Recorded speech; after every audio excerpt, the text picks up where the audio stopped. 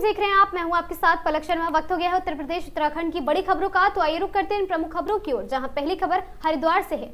अंकिता भंडारी हत्याकांड प्रकरण के कथित वीआईपी के नाम सोशल मीडिया पर वायरल होने के बाद राजनीतिक हंगामा जारी है। इस मामले को लेकर हरिद्वार में कांग्रेस ने जोरदार विरोध प्रदर्शन किया। देवपुरा चौक पर इकट्ठा हुए कांग्रेस कार्यकर्ताओं ने भाजपा सरकार का पुतला फूंका और जोरदार नारेबाजी की। कांग्रेस नेताओं ने आरोप लगाया है कि अंकिता भंडारी हत्याकांड में जांच को प्रभावित किया गया है और साथ ही वीआईपी लोगों को जांच में शामिल नहीं किया गया है। उन्होंने मांग करते हुए कहा कि अगर भाजपा के वीआईपी पर कानूनी कार्रवाई नहीं हुई तो कांग्रेस सरकार के खिलाफ बड़ा आंदोलन करेगी।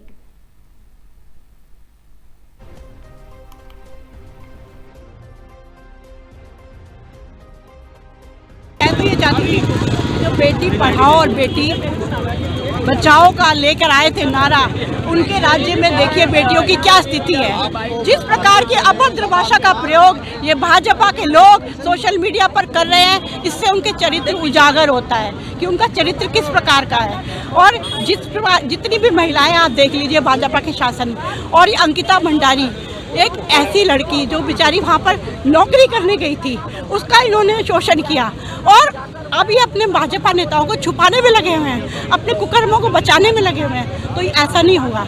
इनके कुकर्मों के लिए हम आंदोलन करेंगे, सड़कों पे आएंगे और हम लोग बिल्कुल भी नहीं छोड़ेंगे। हम बिल्कुल अंकिता भंडारी के हमेशा साथ खड़े हैं। भाजपा द्वारा जब ये नारा दिया जाता है कि बेटी बचाओ बेटी पढ़ाओ, उत्तराखंड की भोली भाली जनता को इन्होंने 2 बार ठगने का प्रयास किया, लेकिन इनके राज में बेटियां सबसे ज़्यादा सुरक्षित इनके पदाधिकारियों से, इनके नेताओं से हैं। कांग्रेस की ये मांग है कि अविलंब उत्तराखंड के प्रभारी और राष्ट्रीय महामंत्री दुष्यंत गौतम और इनकी यमकेश्वर की विधायिका रेणु बिष्ट को अविलंब गिरफ्तार कर जेल भेजने का काम करे और अंकिता भंडारी की हत्या की गंभीर धाराओं में इन पे मुकदमा दर्ज करने का काम करें। ऑडियो के माध्यम से जिन वीआईपी के नाम मैं बता देना चाहता हूं, उसमें भाजपा के प्रदेश प्रभारी दुष्यंत गौतम और संगठन महासचिव अजय सिंह का नाम स्पष्ट रूप से जो भाजपा के विधायक हैं उस ऑडियो में ले रहे हैं। वो AI जनरेटेड बता रहे हैं। तो अब मैं आपको बता दूं, ये बहुत ही बचकाना और बेवकूफ़ा बयान है जो मैंने भी सुना। कल वो एक प्रेस की थी। उन्हें मालूम होना चाहिए कि भारत में जो AI का सॉफ्टवेयर है वो फिल्टर्ड है, उसमें कोई भी अश्लील और गाली की भाषा स्वीकार नहीं होगी, ना उसको बनाई जा सकती है। आप किसी से भी आप ये जो तकनीकी ज्ञान रखते हो आप उनसे पूछ सकते हो। ये सिर्फ उनके बचाव का। अब हम तो सरकार से मांग करते हैं, कल हमने देहरादून में प्रेस की, अभी दिल्ली में भी करेंगे। यदि सरकार ने इसकी निष्पक्ष जांच नहीं कराई ऑडियो की, और जो उस ऑडियो में शामिल हैं, चाहे वो दुष्यंत गौतम हो चाहे अजय कुमार हो, उनके खिलाफ कड़ी से कड़ी कार्रवाई होनी चाहिए, जैसे पुलकित आर्य के साथ हुई है। खबर रुड़की से है, जहां रुड़की ब्लॉक के ग्राम पंचायत मेहवत खुर्द में प्रशासन गांव की ओर अभियान के रूप में बहुउद्देशीय शिविर का आयोजन किया गया। इसमें विभिन्न विभागों द्वारा अपने अपने विभाग से संबंधित योजनाओं का स्टॉल लगाते हुए संचालित योजनाओं की जानकारी उपलब्ध कराई गई है। वहीं ग्रामीणों ने मौके पर पहुंचे अधिकारियों को एक एक कर अपनी शिकायत सुनाई है। विभागीय अधिकारियों ने कई शिकायतों का मौके पर निस्तारण कर दिया, जबकि कई शिकायतों को आगे संबंधित विभागों के आला अधिकारियों को भेजा गया है।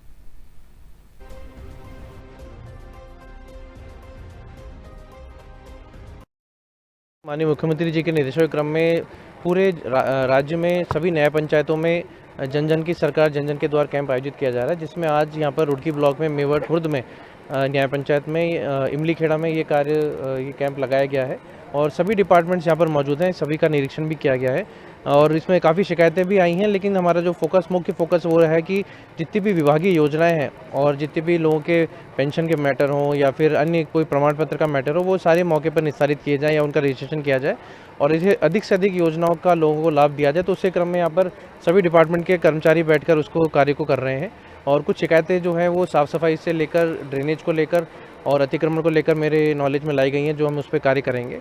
लोगों से भी फीडबैक लिया जा रहा है, जैसे राशन की दुकान के संबंध में या अन्य शिक्षा के संबंध में, बाल विकास के संबंध में, जैसा फीडबैक आ रहा है उस हिसाब से और कार्रवाई कर रहे हैं। कुल मिला के इन कैंप्स में आप देख सकते हैं काफ़ी भारी संख्या में लोग आए भी हैं और लोगों को इस कई योजना के बारे में नई नई जानकारियाँ भी मिल रही हैं, जिससे निश्चित तौर पर उनको आगे लाभ होगा। विभिन्न सभी माध्यम हमने खोल के रखे हैं, जिससे कि लोगों को कहीं भी मौका मिले, ऐसा ना हो कि वो उचित लेवल पर पहुँच ना पाएँ। और तहसील स्तर से लेके अब न्याय पंचायत स्तर पे और जनपद स्तर पे सभी तीनों स्तरों पर लगातार जन सुनवाई हमारी चल रही है। और इन कैंप्स में कई डिपार्टमेंट्स ने, जैसे मैंने कहा, स्टॉल्स भी लगाए हैं, तो उनकी योजनाओं का भी प्रचार प्रसार किया जा रहा है। अपर पुलिस महानिदेशक एडीजी आगरा जोन अनुपम कुलश्रेष्ठ ने मथुरा का दौरा किया है। उन्होंने पुलिस व्यवस्था, कार्मिक कल्याण और सुरक्षा व्यवस्थाओं का गहन निरीक्षण किया। इस दौरान उन्होंने पुलिस पेंशनर्स, ग्राम चौकीदारों, पुलिसकर्मियों और व्यापारिक संगठनों से संवाद किया, उनकी समस्याएं सुनी और सुधार के लिए आवश्यक दिशा निर्देश दिए। दौरे की शुरुआत पुलिस पेंशनर्स कार्यालय से हुई, जहाँ एडीजी कुलश्रेष्ठ ने सेवानिवृत्त पुलिसकर्मियों से मुलाकात कर उनकी समस्याओं और सुझाव को ध्यानपूर्वक सुना है।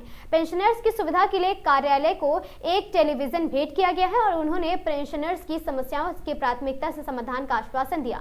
ग्रामीण क्षेत्रों में सुरक्षा व्यवस्था मजबूत करने के उद्देश्य से ग्राम चौकीदारों को साइकिल और टॉर्च वितरित की गई। एडीजी ने जोर दिया कि चौकीदार गांव में कानून व्यवस्था बनाए रखने में महत्वपूर्ण भूमिका निभाते हैं, इसलिए उन्हें संसाधनों से लैस करना आवश्यक है। इसके बाद पुलिस लाइन में सैनिक सम्मेलन का आयोजन किया गया।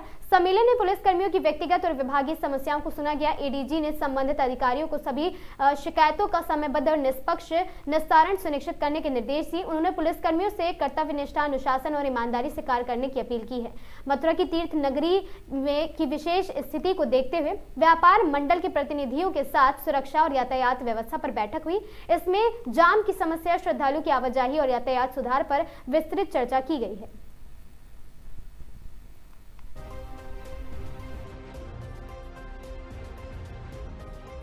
आज मथुरा जनपद के एसएसपी कार्यालय और उनके सभी अधीनस्थ कार्यालयों का एक वार्षिक निरीक्षण है, और जिसमें सभी पिछले साल के सभी रिकॉर्ड्स और जो भी पुलिस की कार्रवाई रही है उसकी समीक्षा होती है।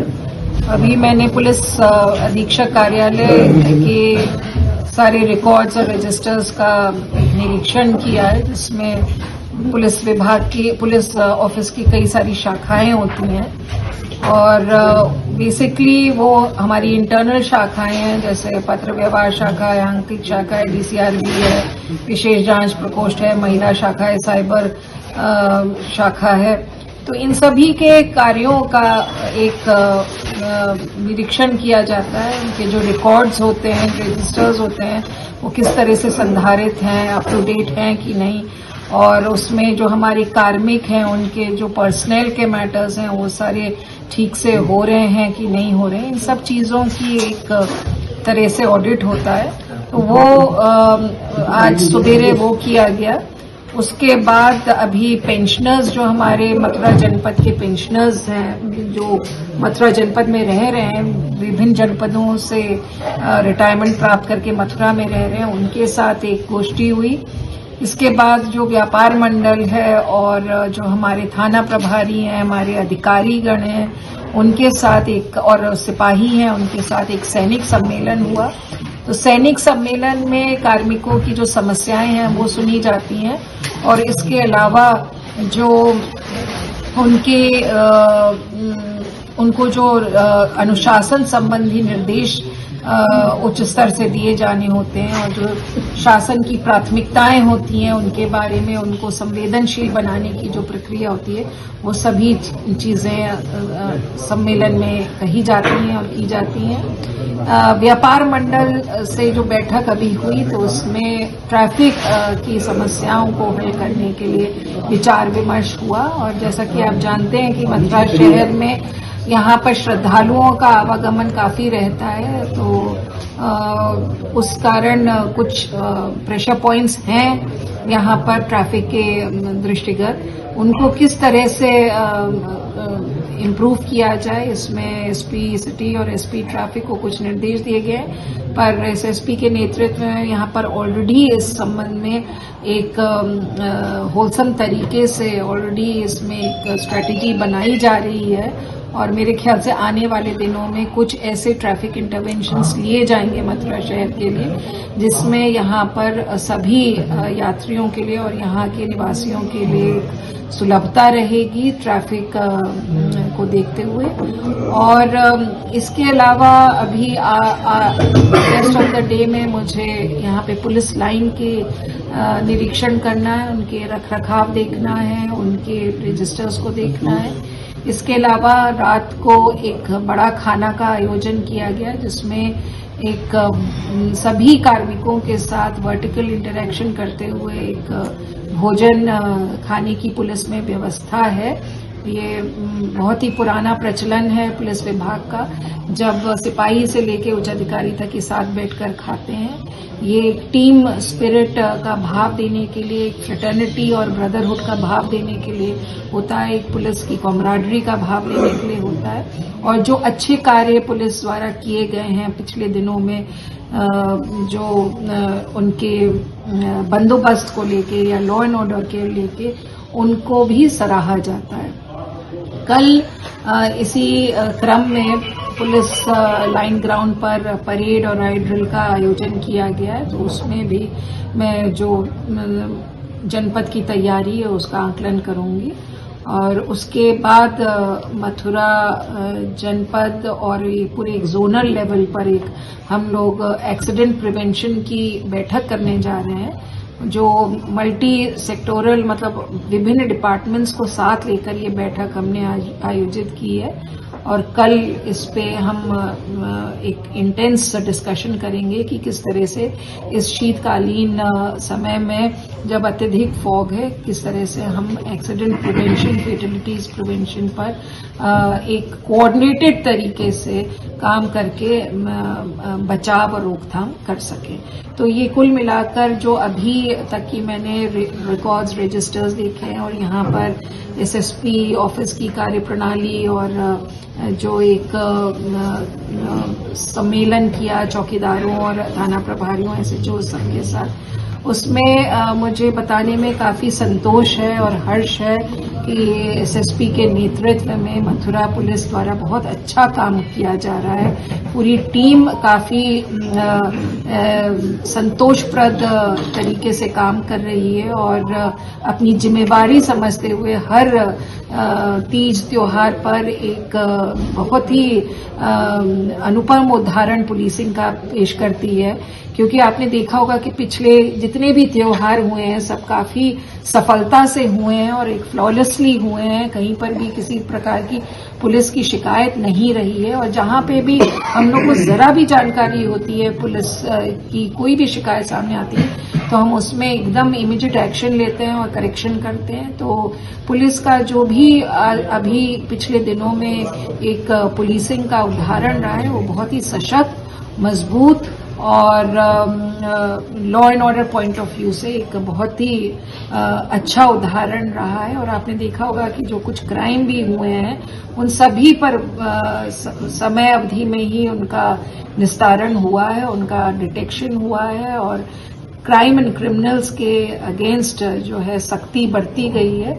तो इसी चीज़ों से आगे मैं आशा करती हूँ कि जनपद के सभी अधिकारी जनपद के कप्तान के नेतृत्व में अच्छा काम करते जाएंगे। खबर चंदौली से है, जहां बम ब्लास्ट के मुख्य आरोपी की गिरफ्तारी न होने पर किन्नर समाज का आक्रोश। आपको बता दें कि चहनिया चौराहे पर किन्नरों ने किया चक्का जाम, सड़क पर बैठकर आवागमन पूरी तरह रोक दिया है। पुलिस प्रशासन के खिलाफ जमकर नारेबाजी हुई। आत्मदाह की कोशिश पुलिस ने समय रहते रोका। डीएम एसपी को मौके पर बुलाने की मांग है। भारी पुलिस बल तैनात है। हालात तनावपूर्ण है।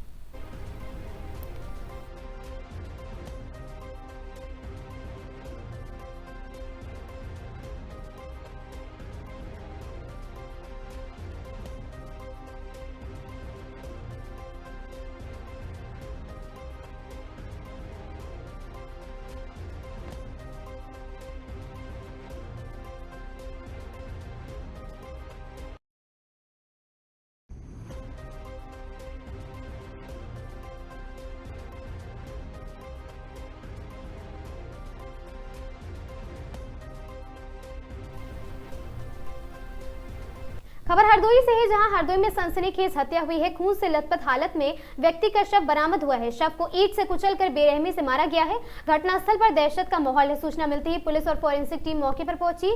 सीओ अजीत चौहान समेत आला अधिकारी भी मौके पर मौजूद है। शव को कब्जे में लेकर पंचनामा भर पोस्टमार्टम के लिए भेजा गया। पोस्टमार्टम रिपोर्ट के बाद आगे की कड़ी कार्रवाई की जाएगी। पुलिस अज्ञात शव की शिनाख्त और मामले की जाँच में जुटी है।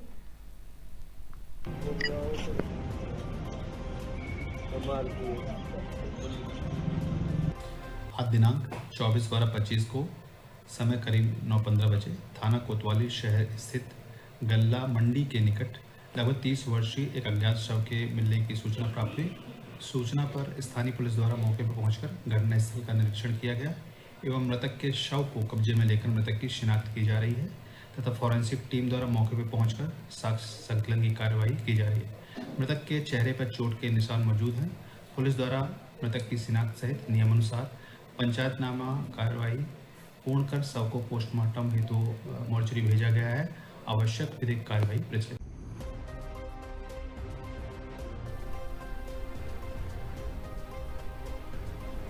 खबर चंदौली से है, जहां चंदौली में किन्नरों के मकान को बम से उड़ाने का मामला गरमाया है।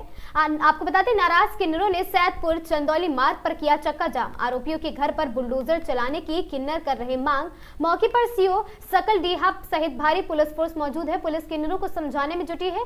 बम कांड के 3 आरोपियों को पुलिस कर चुकी है गिरफ्तार। 3 रोज पहले रात्रि में अराजक तत्वों ने किन्नरों की दीवार को बम से कर दिया था जमींदोज।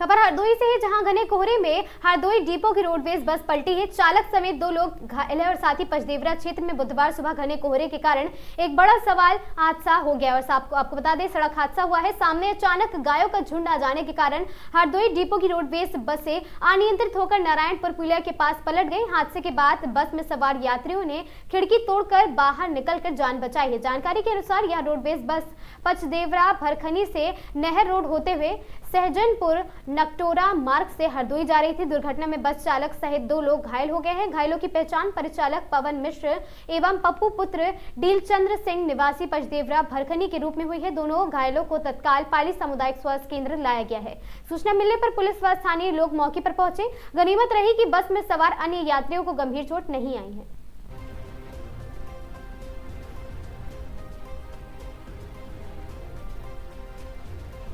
एक पीड़ित के बैंक खाते से अज्ञात व्यक्तियों द्वारा धोखाधड़ी कर 40,000 रुपए ट्रांसफर कर लेना पर अमरोहा पुलिस की थाना साइबर क्राइम टीम द्वारा पीड़ित के बैंक खाते में वापस कराएं और साथ ही पीड़ित द्वारा संघर्ष अमरोहा पुलिस का आभार प्रकट किया गया है। श्रीमान पुलिस अधीक्षक अमरोहा श्री अमित कुमार आनंद के निर्देशन में तत्काल कार्रवाई करते हुए साइबर सेल थाना मंडी धनौरा व साइबर सेल अमरोहा की टीम के द्वारा उक्त प्रकरण में आवेदक अनिरुद्ध सिंह पुत्र नरेंद्र सिंह निवासी ग्राम वालीपुर थाना मंडी धनौरा जनपद अमरोहा से धोखाधड़ी कर ट्रांसफर हुए कुल 40,000 रुपए पीड़ित के बैंक खाते में दिनांक 19 दिसंबर 2025 को वापस कराए गए।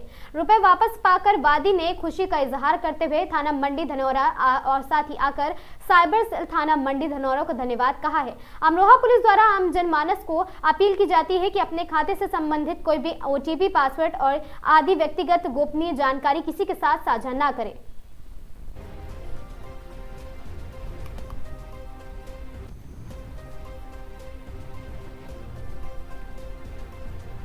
आगामी क्रिसमस पर्व के दृष्टिगत जिले में मिलावटी एवं अमानक खाद्य पदार्थों की बिक्री पर प्रभावी रोकथाम के लिए विशेष छापेमारी अभियान संचालित की जा रही है। मंगलवार को मुख्य खाद्य सुरक्षा अधिकारी मनोज तोमर के नेतृत्व में खाद्य सुरक्षा अधिकारियों द्वारा विभिन्न क्षेत्रों में निरीक्षण एवं नमूना संग्रह की कार्रवाई की गई है। अभियान के दौरान 7 खाद्य नमूने संग्रहित किए गए हैं, जिसमें cake, pastry, chocolate cake, pineapple cake, white compound slab और साथ ही एवं मैदे जैसी बेकरी उत्पाद एवं उनके निर्माण में प्रयुक्त खाद्य सामग्री शामिल है। ये नमूने सासनी गेट एवं बन्ना देवी क्षेत्र स्थित विभिन्न प्रतिष्ठानों खाद्य कारोबारियों से लिए गए हैं, जिनमें से प्रमुख रूप से अरोरा जी और साथ ही कन्फेक्शनरी और साथ ही एबोरेसियल फैक्ट्री बिस्ट भी शामिल है।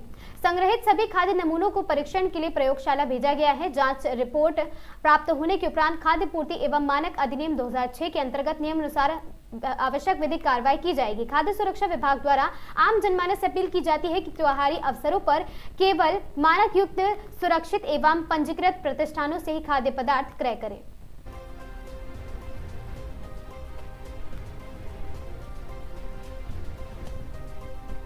श्रावस्ती का सुशासन सप्ताह 2025 के अंतर्गत प्रशासन गांव की ओर अभियान के तहत जन समस्याओं के तत्वाधान और समाधान को लेकर आज गिलौला ब्लॉक सभागार में एक विशेष बैठक का आयोजन किया गया है। ये कार्यक्रम 19 दिसंबर से 25 दिसंबर 2025 तक चलाया जा रहा है, जिसका उद्देश्य ग्रामीण क्षेत्रों की समस्याओं का त्वरित निस्तारण करना है। बैठक में गिलौला ब्लॉक क्षेत्र के विभिन्न गाँव से बड़ी संख्या में महिला एवं पुरुष ग्रामीणों की सहभागिता रही और ग्रामीणों ने आवास योजना के पात्र लाभार्थियों और साथ ही शौचालय पात्रता, पेंशन, राशन कार्ड, पेयजल, बिजली, स्वास्थ्य एवं अन्य मूलभूत सुविधाओं से जुड़ी समस्याएं अधिकारियों के समक्ष रखी है। कार्यक्रम के दौरान संबंधित विभागों के अधिकारियों ने ग्रामीणों की समस्याओं को गंभीरता से सुना और कई मामलों में मौके पर ही समाधान किए हैं। आश्वासन दिया। अधिकारियों ने बताया कि पात्र व्यक्तियों को योजना का लाभ दिलाने के लिए सूची तैयार कर शीघ्र कार्रवाई की जाएगी ताकि कोई भी जरूरतमंद योजना से वंचित न रहे।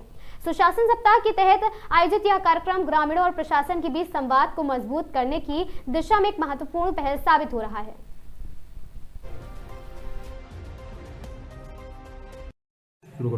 सर, आज गिलौला में जन समस्याओं का समाधान हुआ, प्रस्तुति पत्र दिया गया, इसके उपलक्ष्य में आप क्या कहना चाह रहे हैं?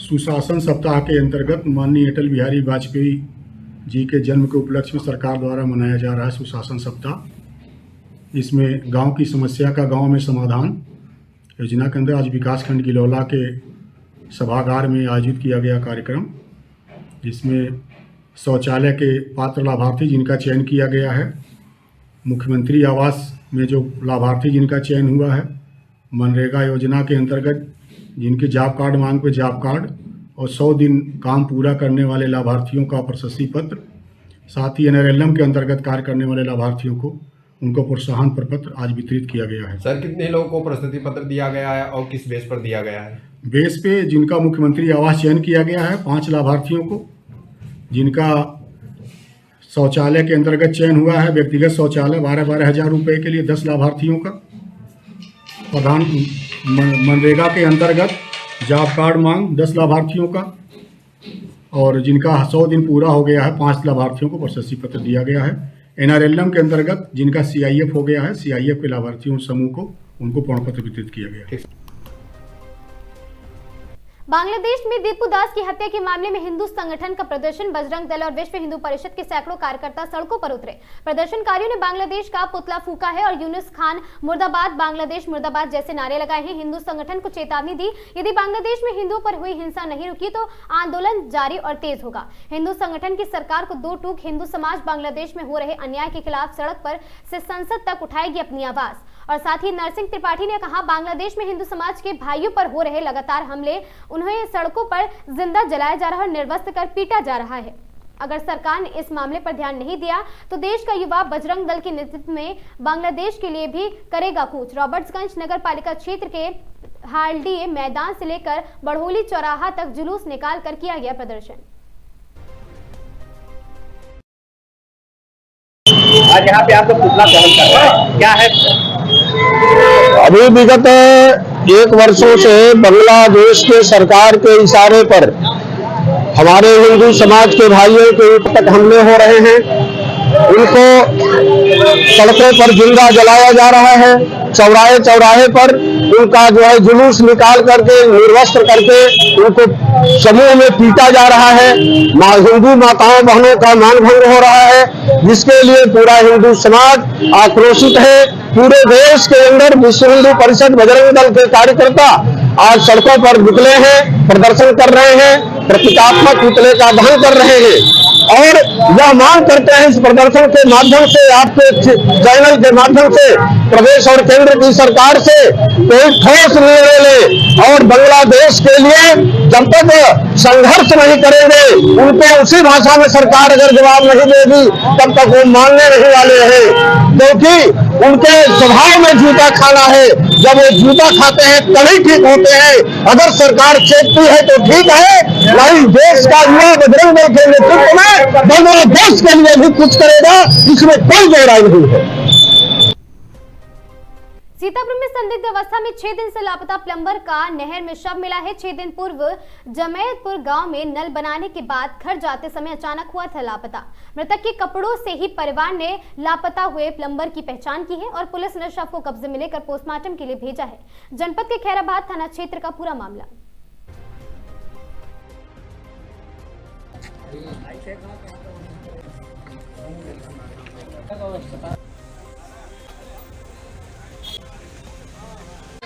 हमारे भाई हैं। आपके भाई हैं?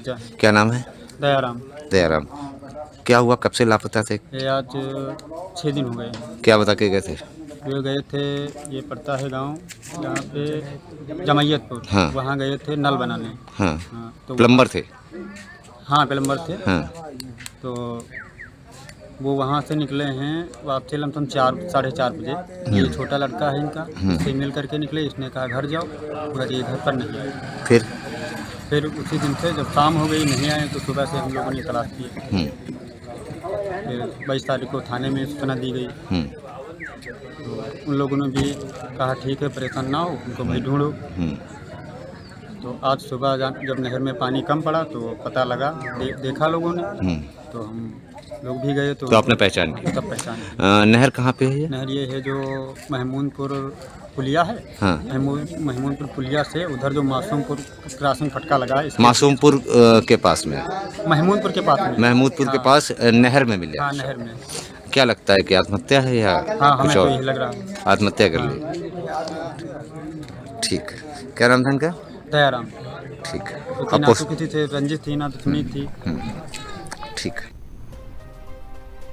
उत्तर प्रदेश उत्तराखंड की इन तमाम खबरों में आज के लिए बस इतना ही। ऐसी खबरों से लगातार जुड़े रहने के लिए बने रहें हमारे साथ और देखते रहें आगाज टाइम्स।